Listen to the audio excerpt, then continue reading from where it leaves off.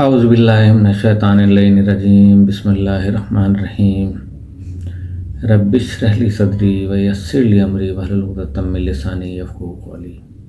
میرے تمام viewers, subscriber, naan subscriber, سب کو میری طرف سے السلام علیکم ورحمۃ اللہ وبرکاتہ، اور دل کی اتھاہ گہرائیوں کے ساتھ۔ اتھاہ گہرائیاں، اس سے مراد یہ ہے کہ جس کی سطح نہ ہو۔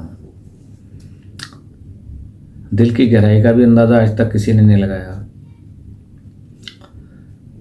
تو آپ سے گزارش ایک کرنا چاہتا ہوں کہ آپ مجھے ویوز دیتے ہیں، لیکن اگر لائک بھی کر دیا کریں تو میرا خیال ہے زیادہ طاقت صرف نہیں ہوگی، اور اس سے کیا ہے کہ آپ کے چینل کی ریچ جو ہے وہ اوپر تک جائے گی انشاءاللہ تعالی، اور ساتھ ہی ساتھ آپ پروگرام کو شیئر کر دیا کریں۔ اس سے یہ ہوتا ہے کہ شیئر کرنے سے پھر بندہ جو ہے وہ سبسکرائب کرنے کو بھی اس کا دل چاہتا ہے۔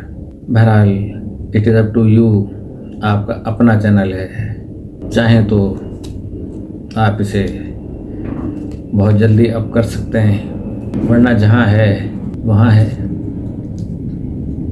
بہرحال ہم نے انسانیت کے موضوع پہ ہماری گفتگو ہو رہی تھی، اور کل جہاں پہ ہم نے موضوع ختم کیا تھا وہ یہ تھا کہ لکم دینکم ولی دین، سورہ کافرون آیت نمبر 6، کہ تم اپنے دین پر، ہم اپنے دین پر، نہ ہم تم سے بولیں نہ تم ہم سے بولو، نہ ہم تم کو ستائیں نہ تم ہم کو ستاؤ، نہ ہم تمہیں قتل کریں نہ تم ہمیں قتل کرو۔ اب وہ لوگ جو کہتے ہیں کہ قرآن میں آیت ہے کہ مشرکوں کو قتل کر دو، تو اس کا مفہوم کیا ہے؟ اور میں نے کہا تھا یہ میں کل بتاؤں گا۔ تو مفہوم یہ ہے کہ آپ نے مفہوم سمجھائے بغیر نوجوانوں کو، یوتھ کو اور لڑکوں کو خراب کر دیا۔ یہ سب مشرکوں کے لیے نہیں ہے کہ قتل کر دو ان کو، یہ ان کے لیے ہے کہ جو مسلمانوں پر ظلم کرتے تھے، جو قتل کرتے تھے، جو عرب کی تپتی ہوئی مکے کی 55 ڈگری سینٹی گریڈ گرم چٹان جو دھوپ میں لال ہو رہی ہے اس کے اوپر لٹا کر انسانوں کو نیزوں سے مارتے تھے اور قتل کر دیتے تھے۔ ایسے قاتلوں اور ظالموں کے لیے کہ جو یہ سب کام کیا کرتے تھے، انسان کے ساتھ ہاتھ بھی کاٹ دیتے تھے، پیر بھی کاٹ دیتے تھے، گلا بھی کاٹ دیتے تھے، ان لوگوں کے بارے میں یہ کیا گیا کہ یہ طبقہ جہاں ملے اور اس کے بعد لڑنے بھی آتے تھے تو ان کے لیے کہ ان کو قتل کر دو۔ اب میں آپ سے صرف یہ پوچھنا چاہتا ہوں کہ اگر کوئی طالبان ایکٹیو ممبر، کوئی لشکر طیبہ، کوئی حقانی، کوئی دوسرے گروپ مختلف قسم کے، داعش وغیرہ اور مزید جتنے بھی گروپ بنے ہیں انتہا پسندی والے، آپ اس کو پکڑ لیں اور ان ایکٹیو ممبرز کو آ جائیں، تو کیا آپ اس کی عزت کریں گے؟ یا اس کو کہیں گے کہ آپ نے خوب لوگوں کو مارا ہے، شاباش؟ کیا ہم اس کی تعریف کرنے لگیں گے؟ ظاہر ہے کہ ایسے لوگوں کی سزا تو موت ہی ہے۔ تو اسلام نے بھی یہی سزا تجویز کی ہے کہ کوئی غلط تو نہیں کیا، لیکن یہ طبقہ جو ہر ایک کو کافر قرار دیتا ہے، ابھی تو ان کے ہاتھ میں اقتدار نہیں ہے، لیکن جہاں جہاں ہے وہاں وہاں انہوں نے بے پناہ خون کے دریا بہائے ہیں، جہاں جہاں ان کو موقع ملتا ہے، جہاں جہاں وہ اپنی بادشاہت قائم کر کے بیٹھتے ہیں، اور سارے قتل اسلام کے نام پر ہوئے ہیں، سارے خون اسلام کے نام پر بہائے گئے ہیں، سارے ظلم اسلام کے نام پر ہوئے ہیں۔ آپ بتائیں کہ اسلام کے نام کو ہٹا کر کچھ نہیں ہوا، سب کچھ اسلام کے نام پر ہوا، تو کس کس کو قتل کریں گے؟ ان کے نظریے کے مطابق سارے یہودی کافر ہیں، مار ڈالو سب کو، سارے عیسائی کافر ہیں، مار ڈالو سب کو، سارے ہندو کافر ہیں، مار ڈالو سب کو۔ سب پارسی کافر ہیں، مار ڈالو سب کو۔ اب جب سب مر گئے تو دنیا میں بچے گا کون؟ مسلمان۔ تو مسلمانوں کی بھی خیر نہیں، خالی ہندو ہی کافر نہیں ہے، خالی عیسائی ہی کافر نہیں ہے، خالی یہودی کافر نہیں ہے۔ ہمارے یہاں تو مختلف المذاہب کے لوگ، شیعہ بھی کافر ہیں معاذ اللہ۔ کفر کی ایک یہ قسم بھی معلوم ہوئی ہے کہ جو امام حسین کے غم میں یا ان کے ذکر میں اپنے صدمے کا اظہار کرے وہ کافر ہے، جو عزاداری کرے وہ کافر ہے، یعنی مجالس وغیرہ، جو اہل بیت سے محبت رکھے وہ کافر ہے، ان کو بھی ختم کیجیے۔ اب تو نہیں بچا کوئی۔ انہوں نے کہا کہ نہیں، ابھی بھی کافر چھپے ہوئے ہیں۔ ارے بھائی اب کہاں چھپے ہوئے ہیں؟ کہا یہ خانقاہوں میں جو جاتے ہیں، یہ قبروں پہ جو جاتے ہیں، یہ جو یا رسول اللہ کہتے ہیں، یہ جو نظر و نیاز دلاتے ہیں، یہ بھی تو کافر ہیں۔ یہ مسلمان کہاں سے ہوئے؟ لیجئے جناب، یہ بھی کافر ہو گئے، ان کو بھی ختم کیا جائے۔ اب بس تھوڑے سے اللہ کے پیارے بندے بچ گئے تاکہ دنیا کی آبادی کم ہو جائے۔ یہ ہے شدت پسندوں کا نظریہ۔ حدت جو ہے وہ معمولی گرمی کو نہیں کہتے ہیں۔ ایک ایسی آگ کے جو بہت دور جل رہی ہے اور اس کی حدت آپ کو محسوس ہو رہی ہے تو آپ کو اندازہ لگ جائے گا کہ آگ میں کتنی طاقت ہے۔ سورج کی حدت کو آپ محسوس کرتے ہیں تو اس کا ماخذ کیا ہے؟ حدت ہم یہاں زمین پہ محسوس کر رہے ہیں اور ماخذ اس کا ہم سے کروڑوں اربوں میل کے فاصلے پر ہے۔ لیکن ہم کیا اس حدت کو بھی برداشت کرنے کے قابل ہیں؟ نہیں ہیں۔ اسی طرح جو ہے وہ شدت ہے، تو یہ ہے شدت پسندوں کا نظریہ۔ آپ اپنے ساتھیوں کو سمجھائیے کہ اسلامی تعلیم میں سب کچھ موجود ہے۔ اگر اسلام کو صحیح سمجھیں تو اسلام کی تاریخ، صحیح تاریخ میں سب حقیقتیں مل جائیں گی۔ ایسا نہیں ہے کہ اسلام خون بہانے والا مذہب ہے یا اسلام کسی کی جان لینے والا مذہب ہے۔ یہ صحیح ہے کہ رسول اللہ صلی اللہ علیہ وسلم کی زندگی میں ایسا گروہ موجود تھا جو خون بہانے میں دلچسپی رکھتا تھا۔ توجہ سے سنیے گا بس میری بات کو، جیسے کہ آپ ہمیشہ سے سنتے آئے ہیں۔ تو عرب کی تاریخ یہ ہے کہ اسلام آنے سے پہلے بہت چھوٹی چھوٹی باتوں پر بڑے بڑے جھگڑے ہوا کرتے تھے، بڑی بڑی لڑائیاں ہوا کرتی تھیں۔ یعنی یہ لوگ 30 سال 40 سال لڑتے رہتے تھے کہ جیسے آج ہماری عدالتوں میں 30 سال اور 40 سال کے مقدمے منتظر ہیں، اور مقدمے دائر کرنے والے بھی مر گئے، جن پہ دائر کیا وہ بھی مر گئے۔ اب ان کے پوتے پڑ پوتے جو ہیں وہ بیچارے لائن میں کھڑے ہیں مرنے کے لیے۔ بالکل یہی کیفیت تھی۔ تو عرب میں ایک لڑائی ہوئی جس کا نام ہے جنگ اوس خزرج۔ اس جنگ کا معاملہ یہ تھا کہ ایک قبیلے کے سردار کا ایک باپ تھا۔ اس کا باپ ایک دن ایک باغ میں جو کہ اس کا اپنا تھا اس میں گھومنے کے لیے گیا۔ وہاں اس نے دیکھا کہ ایک درخت کے اوپر ایک فاختہ نے گھونسلہ بنایا ہوا ہے اور اس میں اس نے انڈے دیے ہوئے ہیں۔ فاختہ ان انڈوں پر بیٹھی تھی۔ اس نے دیکھا اور کہنے لگا، اچھا تو نے یہاں انڈے دیے ہیں، اچھا تو ہماری مہمان ہے۔ یہ کہہ کر وہ وہاں سے چلے گئے۔ لیکن وہاں ایک دوسرے سردار کا اونٹ چل رہا تھا اس کے باغ میں۔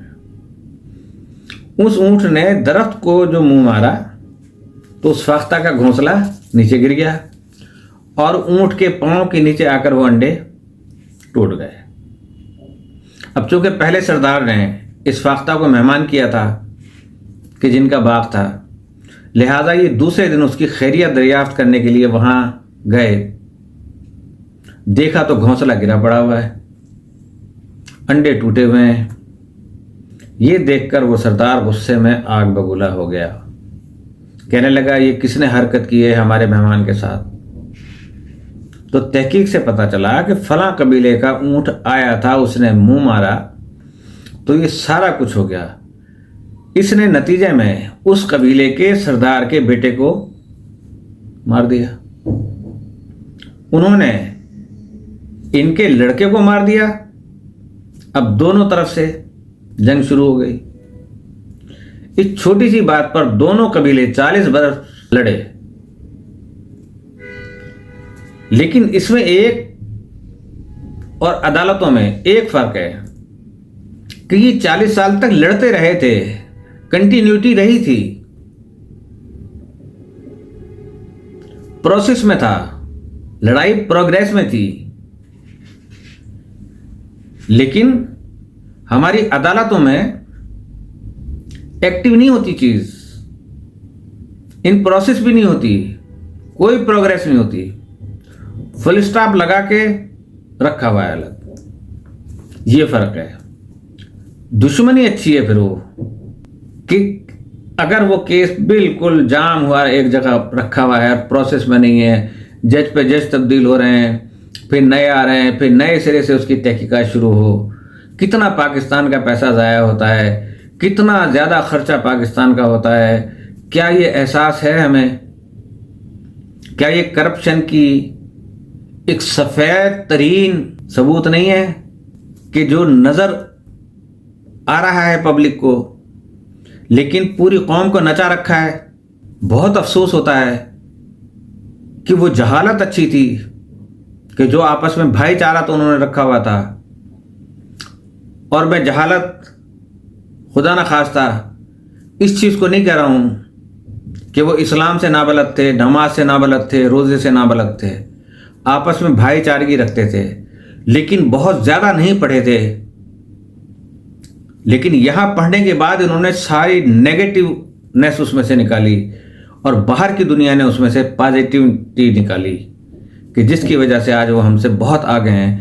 آج ہماری عدالتوں پر ہمارے تمام ایسے معاملات چل رہے ہیں کہ جس پہ کہتے ہیں کہ دنیا پہ کیا اثر جائے گا۔ دنیا پہ تو آپ کا اثر چلا گیا، آپ کے پاسپورٹ کی حیثیت کیا ہے؟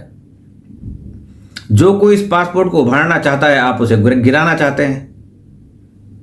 مجھے تو حیرت ہوتی ہے کہ اپنے ان پاسپورٹوں کے اوپر وہاں پہ جا کے آپ تقریریں کرتے ہیں دوسرے ملکوں میں، اور پھر بتاتے ہیں کہ جی ہم نے یہ کر دیا، ہم نے رات کو 12 بجے یہ چیز کر دی، تو ہم نے 8 بجے یہ کر دی، ہم نے چھٹی والے دن یہ کر دیا۔ اب آج کل ایک بہت بڑے اسکول کے بچے جو ہے نا چھٹیوں پہ گئے ہوئے ہیں، اور بھی تو ڈپارٹمنٹ ہے پاکستان میں، ان کو بھی چھٹی دیں 1 مہینے کی، 2 مہینے کی، وہ بھی گرمیوں کی چھٹیاں کاٹ رہے ہیں۔ ہفتہ اتوار چھٹی الگ ہے، اور اس کے بعد یہ بچوں کی طرح چھٹی بالکل فکس ہے۔ چھٹی لینے والے کو بھی احساس نہیں، اور قانون میں ہی چھٹی دینے والے کو بھی احساس نہیں۔ جب دونوں اندھے ہو جائیں، جب دونوں کی سوچ پہ ٹھپا لگ جائے، ایک پہرا لگ جائے، دماغ بند ہو جائے، تو پھر یہ ہے کہ ہم تو چھٹی پہ ہیں، فیصلہ کون کرے گا؟ یہ حالت رہی تو یقین جانیے کہ یہ شدت پسندی جو ہے نا، اسلامی شدت پسندی تو چلی رہی ہے، لیکن سیاسی شدت پسندی کو بھی یہ لوگ عروج پہ پہنچا رہے ہیں کہ جس میں قتل و غارت گری ہے، اور ایک اور فرقے کا اضافہ ہو گیا ہمارے یہاں، اور وہ ہے عمرانی فرقہ۔ آج اس نے پورے ملک میں سب کو نچایا ہوا ہے۔ اس نے کیا نچایا ہوا ہے؟ اس کے تو سارے بندے بیٹھے ہوئے ہیں بڑے بڑے اداروں کے اندر نا، چھوٹی سیشن کورٹ سے لے کے مجسٹریٹ سے لے کے ڈی سی سے لے کے اوپر تک سب وہی بیٹھے ہوئے ہیں، اور وہ ریسٹ ہاؤس میں چیف سپریم ہے۔ تو پھر یہی حال ہوگا جو ان شدت پسندوں نے مسلمانوں کے ساتھ کیا۔ تو یہ لڑنے والی قوم تھی جس کو اسلام نے آ کر متحد کیا تھا، مگر مزاج سے وہ خون بہانے کی عادت جو تھی نا، گئی نہیں۔ یہ شاید کا لفظ استعمال کرتا ہوں کہ شاید گئی نہیں۔ چنانچہ جب پہلی لڑائی مسلمانوں نے فتح کی، جس کا نام جنگ بدر ہے، اب سنیں، اس کو ذہن میں رکھیں اچھے طریقے سے. لڑائی تو بیان ہوتی ہے لیکن وہ ٹکڑا بیان نہیں ہوتا جو میں آپ کو سنانے جا رہا ہوں. اسلام نے انسانی جان کی جتنی حفاظت کی ہے اس کی مثال نہیں ملتی. تمام میرے ملکی غیر ملکی میرے دوست جو مجھے سنتے ہیں توجہ سے آپ سنیے گا، یہ شرط ہے بس آپ کے لیے.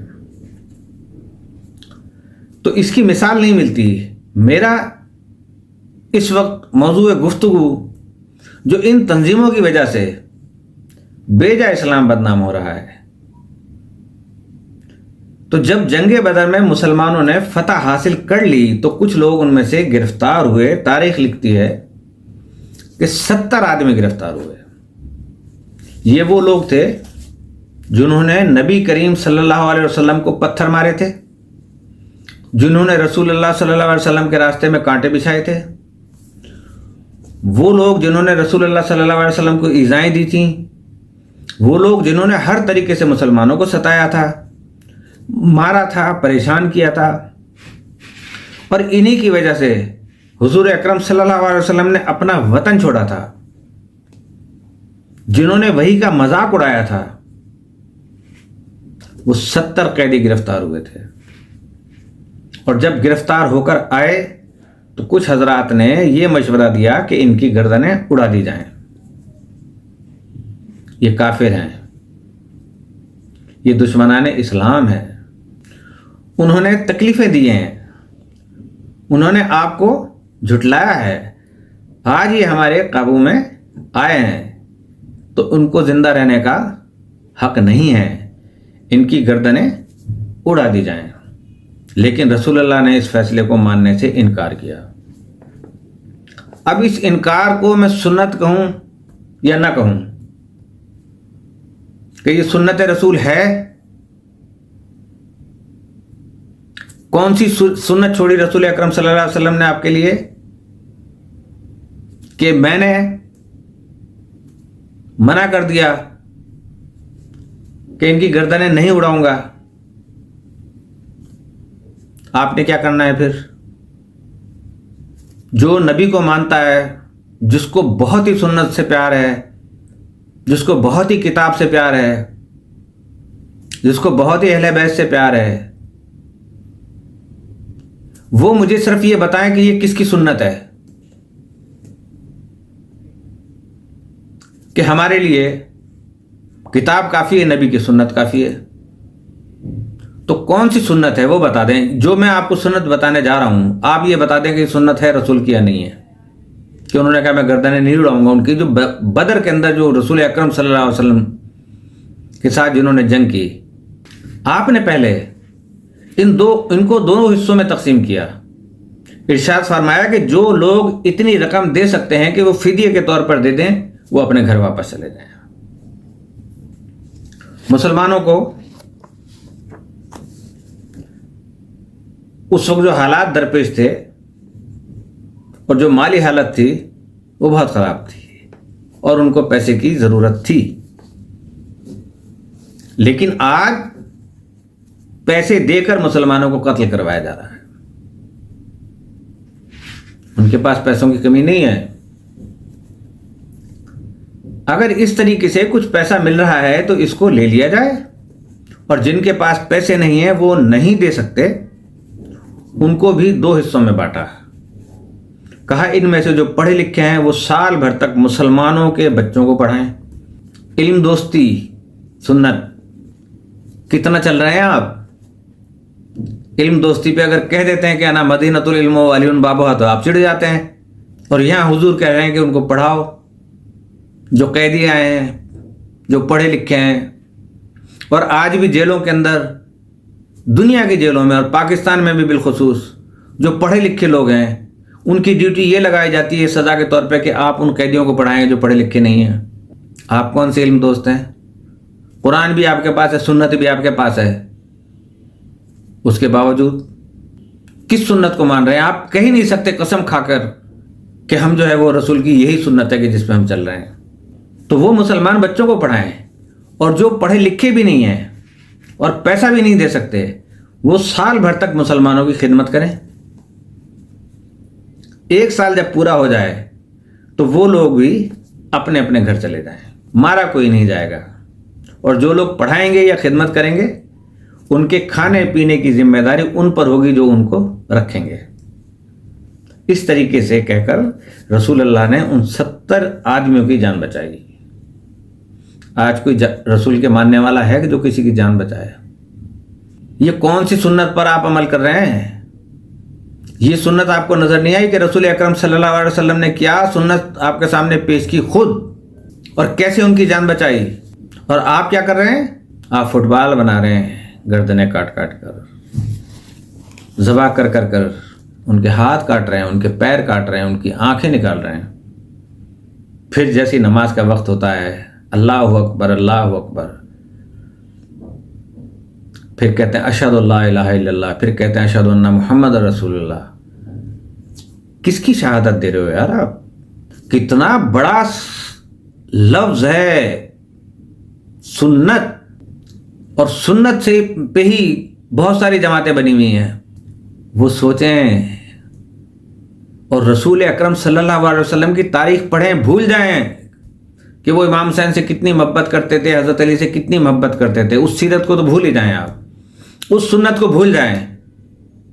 آپ اس سنت کو تو یاد کریں کہ توہین رسالت بھی ہوئی ہے، پتھر بھی پھینکے گئے ہیں، کانٹے بھی پھینکے گئے ہیں، کوڑا بھی ڈالا گیا ہے، لیکن یہ سنت یاد نہیں ہے آپ کو۔ اب آپ بتائیے کہ اسلام اگر خون بہانے والا دین ہوتا تو یہ 70 آدمی مار ڈالے جاتے، یہ بچائے جاتے۔ دوسرا موقع جہاں پر ہم یہ منظر دیکھتے ہیں وہ یہ ہے کہ جب سرور کائنات صلی اللہ علیہ وسلم مکے میں فاتح کی حیثیت سے داخل ہوئے تو مکے میں وہ مرد بھی موجود تھے جو زندگی بھر لشکر لاتا رہا، ایسا بندہ بھی موجود تھا، اور رسول کے خلاف وہ عورت بھی موجود تھی جس نے آپ کے چچا حضرت حمزہ کا کلیجہ چبایا تھا۔ نہایت دکھ ہوتا ہے، رسول کی سنت پر عمل ہونا چاہیے تھا، لیکن جس نے رسول کی سنت پہ عمل نہیں کیا وہ آپ کے لیے جو ہے آپ کے سر کا تاج ہیں۔ جتنی جنگیں لڑی گئیں وہ ایک ہی صاحب تھے جو اس کی سرکردگی کے میں جنگ لڑا کرتے تھے، اور بعد میں جنگ صفین، نہروان، جنگ جمل اور یہ جتنی جنگیں ہوئی سب انہی کی مرہون منت ہیں۔ تو ایک وہ عورت بھی موجود تھی کہ جس نے آپ کے چچا حضرت حمزہ کا کلیجہ چبایا تھا۔ اب دونوں موجود تھے۔ دنیا کا دستور یہ ہے کہ جب کوئی فاتح کسی شہر میں داخل ہوتا ہے تو اس شہر والے سفید پرچم لہرا کر اس سے امن کی بھیک مانگتے ہیں۔ قانون ہے یہ کہ فاتح لشکر آ رہا ہے، ہم ہارے ہوئے ہیں، تو ہارے ہوئے سفید پرچم اٹھاتے ہیں کہ ہم امن چاہتے ہیں۔ لیکن یہاں کیا ہوا؟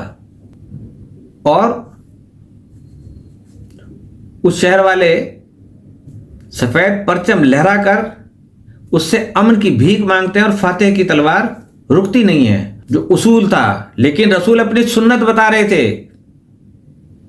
اس سنت پہ بھی عمل کر دینا تو تفرقہ بازی ختم، فرقہ واریت ختم۔ بھول جاؤ کہ بھئی وہ ان کے کمر پہ جو تھے نا امام حسین اتنی دیر تک بیٹھے کہ انہوں نے نماز کو طول دیا، یہ جمعے کے خطبے میں ممبر سے اتر کے ان کو اپنے ساتھ بٹھایا۔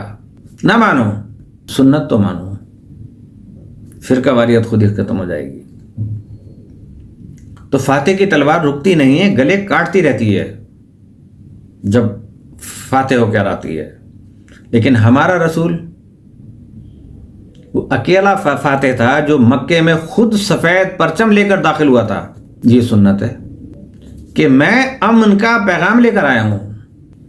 اسی لیے تو انہیں کہا جاتا ہے یاسین، طٰہٰ، رحمت للعالمین، پورے عالمین کے لیے رحمت ہے۔ ہم نے ان سے کیا رحمت لی؟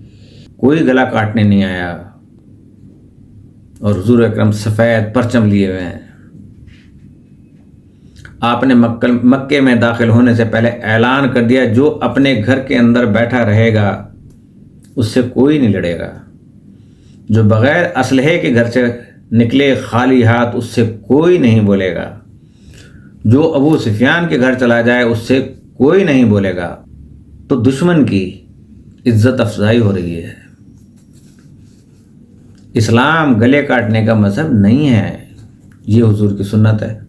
اب آپ اپنے آپ کو دیکھیں اپنے آئینے میں، تو جناب علی، اسلام انسانیت کو بچانے کا مذہب ہے، انسان کو زندہ رکھنے کا مذہب ہے، جبھی تو نام اسلام رکھا۔ کہ اللہ تعالیٰ نے کیا فرمایا تھا کہ میرے نزدیک جو پسندیدہ دین ہے وہ اسلام ہے، یعنی سلامتی ہے۔ کیا مسلمانوں کے لیے اس میں لکھا تھا کہ ان کے لیے سلامتی ہوگی صرف، باقیوں کو آپ گلا کاٹ کے ختم کر دیں گے؟ تو آج جو اسلام کا رنگ نظر آ رہا ہے، اور اسلام جن سیاستوں کا شکار ہے، اسلام جن مصلحتوں کا شکار ہے، اس کی وجہ یہی ہے، دشمن کی عزت افزائی ہو رہی ہے۔ تو حکومتیں جو یہ پانی دریا کے ہوتے ہیں، اس پانی کی صفائی کرواتی ہیں، زمین اس کی کھدتی ہے، بھل صفائی ہوتی ہے، تاکہ پانی کچھ بہتری کی طرف آ جائے، اور اس پانی کی صفائی کرواتی ہے کہ پاکستان کی شہرگ جو دریائے سندھ ہے وہ میلا نہ رہے۔ تو حکومت پاکستان کو اس کا احساس ہے کہ ہمارے ملک کی شہرگ جو ہے وہ دریائے سندھ ہے، وہ میلا نہ رہے۔ لیکن کائنات کے تمام مسلمانوں کو کیا ہو گیا ہے کہ ان کو اس کا احساس نہیں ہے کہ اسلام میں صفائی کی مہم چلائیں۔ اسلام بھی ایک دریا ہے۔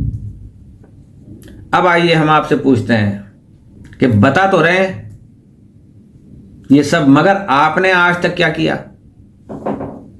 آپ کے پاس بھی تو وہی پانی ہے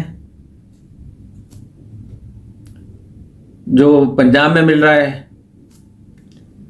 جو سکھر میں مل رہا ہے، جو حیدرآباد میں مل رہا ہے،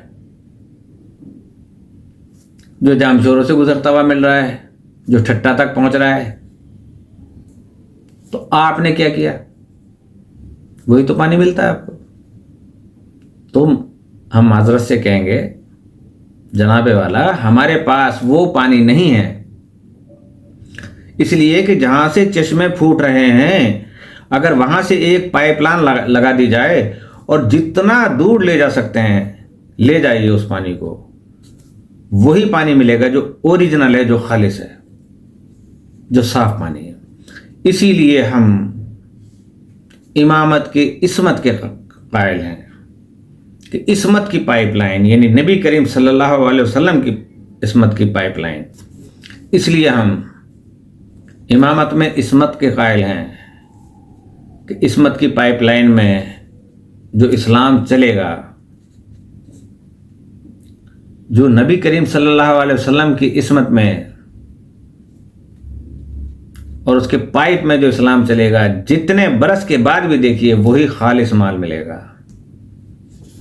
اس لیے کہ زمانے کے اثرات اس پر اثر انداز نہیں ہوئے، ہم نے تو اپنے لیے انتظام کر لیا۔ اب دنیا سوچے کہ اسلام میں جو نظریات شامل ہو گئے ہیں، جو روایات شامل ہو گئی ہیں، جو احادیث شامل ہو گئیں، وہ سب کس نے کی؟ کیوں شامل کی؟ اس کا ذمہ دار کون تھا؟ لاکھوں کی تعداد میں احادیث گھڑی گئیں، سینکڑوں نظریات شامل کیے گئے، مختلف بادشاہوں کے ادوار میں مختلف نظریات نے جنم لیا۔ پورا اسلام فلٹر کیجئے، اس کے اندر سے وہ چیزیں نکالیے جو لوگوں کے دماغ کے خیالات اور تصورات کے جو اسلام میں داخل ہوئے ہیں، ورنہ خود حویث حکومت اور تمنائے اقتدار وہ شے ہے جو اسلام کو لے کر ڈوبتی رہی ہے۔ اب اگر دنیا کے سامنے مثال کے طور پہ میں پیش کرتا ہوں کہ کربلا کا واقعہ پیش نہ کیا جائے گا تو کب پیش کیا جائے گا؟ آپ لوگوں کو بلائیے، دعوت دیجیے، کہیے کہ امام حسین علیہ السلام کے واقعے پر غور کرو کہ سوچو کہ یہ کیا مسئلہ ہے۔ 50 برس کا وقفہ کوئی لمبا وقفہ نہیں ہے۔ رسول کو دنیا سے گئے ہوئے پورے 50 برس مکمل نہیں ہو پائے تھے، 2 مہینے باقی تھے۔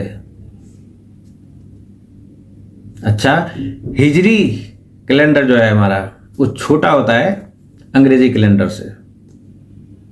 ہجری کیلنڈر کے حساب سے بھی 49 سال 8 یا 10 مہینے ہوئے رسول کی رحلت کو، جب ساری امت اور صحابہ بھی اس وقت زندہ تھے. امام حسین کے خلاف جمع ہو گئی.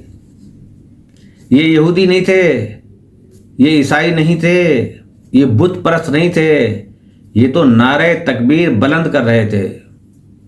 یہ اپنے آپ کو رسول کی امت کہہ رہے تھے، لیکن چند پیسوں کی لالچ میں، دنیا کی لالچ میں، اقتدار کی لالچ میں نبی کے نواسے کا خون بہانے کے لیے تیار ہو گئے. آج بھی ٹکوں میں بک رہے ہیں اور خون بہا رہے ہیں. یہ کس کی سنت ہے؟ لمحہ فکریہ ہے. سوال ہیں آپ کے لیے. آج ملت کو پھر حسین کی ضرورت ہے. اسی لیے حسین علیہ السلام گھر سے نکلے تو یہ اعلان کر کے نکلے تھے کہ انی لم اخرج اشرم ولا بطرن ولا مفسدن ولا ظالما وانما خرجت بطلب الاصلاح فی امتی جدی صلی اللہ علیہ وآلہ اريد ان امر بالمعروف وانہا عن المنکر واسیر بسیرتی وجدی وابن علی ابن ابی طالب. میں کسی قسم کا فساد پھیلانے اور غرور و تکبر کا اظہار کرنے یا سلطنت حاصل کرنے یا ظلم و ستم کرنے کے لیے نہیں نکل رہا، بلکہ اپنے نانا رسول خدا کی امت کی اصلاح کی خاطر نکل رہا ہوں. میں چاہتا ہوں کہ نیکی کا حکم دو اور برائی سے روکوں اور اپنے نانا رسول خدا صلی اللہ علیہ وسلم اور اپنے بابا علی ابن ابی طالب کی سیرت پر چلوں.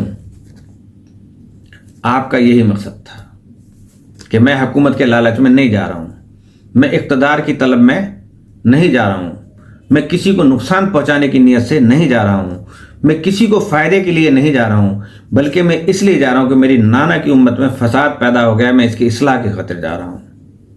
یہ سنت تھی. امام حسین نے کربلا میں جان دے کر اپنے نانا کی امت کی اصلاح کی. آپ کہیں گے اصلاح کر دی تو آج یہ سب کیا ہے؟ تو جناب والا، اللہ کی پالیسی یہ ہوتی ہے کہ ہم حجت تمام کرتے ہیں، ماننا نہ ماننا دنیا کا کام ہے. ہم نے راستہ دکھا دیا. جس کا دل چاہے سیدھے راستے پر چلے، جس کا چاہے غلط راستے پہ چلے. قرآن کریم میں ارشاد ہوتا ہے کہ ہم نے راستہ بنا دیا، اب تو شکر کرنے والا ہو جا یا کفر کرنے والے. انا ہدیناہ السبیل اما شاکرا و اما کفورا، کہ بتا دیا ہم نے تمہیں، اب تم چاہو برے بنو چاہے تم اچھے بنو. وما علینا الا البلاغ المبین، اب ہم پر کوئی ذمہ داری نہیں ہے، ہمارا کام فقط پہنچا دینا تھا. حسین ابن علی نے اپنی شہادت پیش کر کے اسلام کے سمندر میں ایک لائٹ ہاؤس بنا دیا. آپ کو بتاؤں کہ جو لوگ جانتے ہیں وہ جانتے ہیں، جو نہیں جانتے وہ سن لیں کہ سمندر کے بعض ساحلوں پر لائٹ ہاؤس ہوتے ہیں. نیچے پہاڑیاں ہوتی ہیں، اوپر پانی ہوتا ہے. تو ڈر یہ ہوتا ہے کہ جہاز سمندر سمجھ کے نہ آ جائے. اگر وہ یہاں آ گیا پہاڑی سے ٹکرائے گا تو ٹوٹ جائے گا، لوگ مر جائیں گے. لہذا سمندر کے بالکل کنارے لائٹ ہاؤس بنایا جاتا ہے جس پر روشنی چلتی رہتی ہے، جو اشارہ دیتی ہے کہ ادھر نہ آنا، یہاں خطرہ ہے. اس کی روشنی گھومتی رہتی ہے، اس کی حدود میں نہیں آنا چاہیے، اس لیے کہ نیچے پہاڑیاں ہیں. جہاز چلتا ہوا آئے، پہاڑی سے ٹکرائے گا تو ٹوٹ جائے گا اور ڈوب جائے گا. اب آپ سمجھے میری بات؟ تو امام حسین کا کام جہازوں کو ساحل تک لے کر آنا نہیں ہے. انہوں نے تو لائٹ ہاؤس بنا دیا ہے کہ اب وہ دیکھنے میں اسلام ہے، اندر کفر کی پہاڑیاں ہیں. تمہارے دین کی کشتی جو وہ ٹکڑے ٹکڑے ہو جائے گی اور تم ضلالت میں غرق ہو جاؤ گے. وہ لائٹ ہاؤس ہے حسین. خدا کی قسم امام حسین نے اپنے خون سے ایسا چراغ جلا کے گئے ہیں کہ جو 1400 برس سے آج تک روشن ہے. میرے پیارے ویورز، میری بات سے اتفاق کرنا آپ کے لیے ضروری نہیں ہے، لیکن میں ایک فکر دے رہا ہوں آپ کو. بس سوچیں، پڑھیں. اب آپ دنیا والوں کو سمجھائیے، اور خاص طور سے اپنے ملک میں جو آج کل پھر فرقہ پرستی کی وبا سے گونج رہا ہے، لوگوں کو سمجھانے کی کوشش کیجیے کہ اسلام وہ نہیں ہے جو آپ سمجھ رہے ہیں. آپ نے اسلام بادشاہوں سے سمجھا ہے. آپ نے اسلام جو ہے وہ انڈیا سے جب مائیگریٹ کیا، یہ جب متحدہ ہندوستان تھا تو اس وقت بابر سے سمجھا تھا، محمود غزنوی سے سمجھا تھا، جہانگیر سے سمجھا تھا، شاہ جہاں سے سمجھا تھا، اسلام عالمگیر سے سمجھا تھا. یہ اسلام نہیں ہے. اور پہلے والوں نے اسلام بنی امیہ سے سمجھا، بنی عباس سے سمجھا، بنو عباس سے سمجھا، اور جتنے خلفاء آتے گئے ان سے آپ نے دین کو سمجھا. یہ اسلام نہیں ہے. اسلام سمجھنا ہے تو رسول اللہ سے سمجھو. اسلام سمجھنا ہے تو حضرت علیہ السلام سے سمجھو. کہ حضور کی سقا حدیث کوئی انکار نہیں کر سکتا کہ انا مدینۃ العلم و علی بابا، میں علم کا شہر ہوں، علی اس کا دروازہ ہے. اسی لیے حضرت علیہ السلام ہمیشہ کہتے رہے کہ جو کچھ پوچھنا ہے مجھ سے پوچھ لو، اس سے پہلے کہ میں دنیا میں نہ رہوں. صرف اسی لیے کہ اگر کوئی اسلام کی چیز سمجھ میں نہیں آ رہی تو مجھ سے پوچھ لو، دنیا کی کوئی چیز سمجھ میں نہیں آ رہی تو مجھ سے پوچھ لو. میں توریت والوں کو توریت سے جواب دوں گا، زبور والوں کو زبور سے جو ہے جواب دوں گا، انجیل والوں کو انجیل سے دوں گا، قرآن والوں کو قرآن سے دوں گا. انہوں نے سب قوموں سے یہ کہا تھا کہ جو کچھ پوچھنا ہو. تو اسلام سمجھنا ہے تو امام حسین سے سمجھو. یہ اسلام ہے. وہ اسلام نہیں ہے، وہ بادشاہت ہے.